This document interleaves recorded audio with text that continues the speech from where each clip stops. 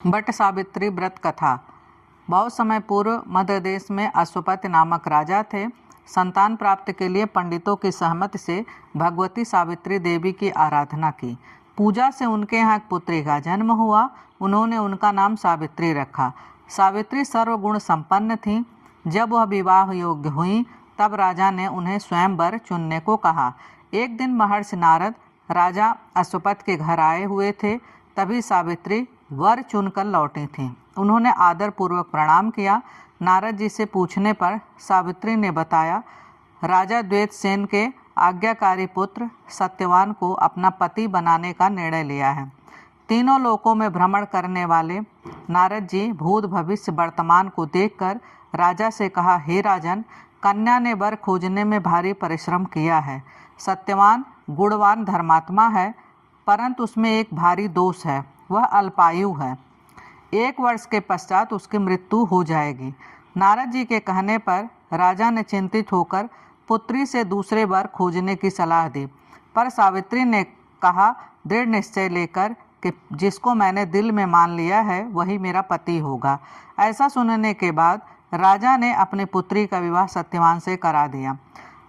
सावित्री अपने पति के साथ अंधे सास ससुर की सेवा करती हुई सुखपूर्वक वन में रहने लगी। नारद के कहे अनुसार सत्यवान के मृत्यु के 3 दिन बचे, तभी से उपवास करने लगी। तीसरे दिन सावित्री ने पितरों का पूजन किया। उसके बाद सत्यवान के साथ वन में जाने को तैयार हुई। सास ससुर से आज्ञा ले ली।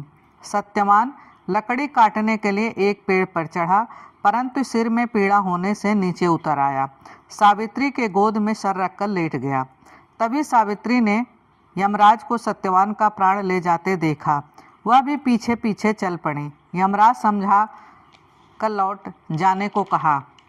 सावित्री ने कहा, हे धर्मराज, पति के पीछे जाना ही पत्नी का धर्म है।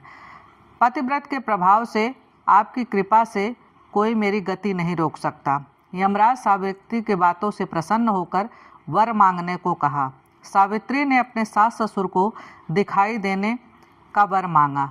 वर प्राप्त करके भी सावित्री पति के पीछे चलने लगी। यमराज दूसरी बार वर मांगने को कहा। सावित्री ने सास ससुर के खोए हुए साम्राज्य मांगा। उसके बाद भी वह पीछे पीछे चल पड़ी। उससे अंतिम वर सावित्री से मांगने को कहा। यमराज ने सावित्री ने कहा, सत्यवान से 100 पुत्र प्राप्त करने का वरदान मांगा।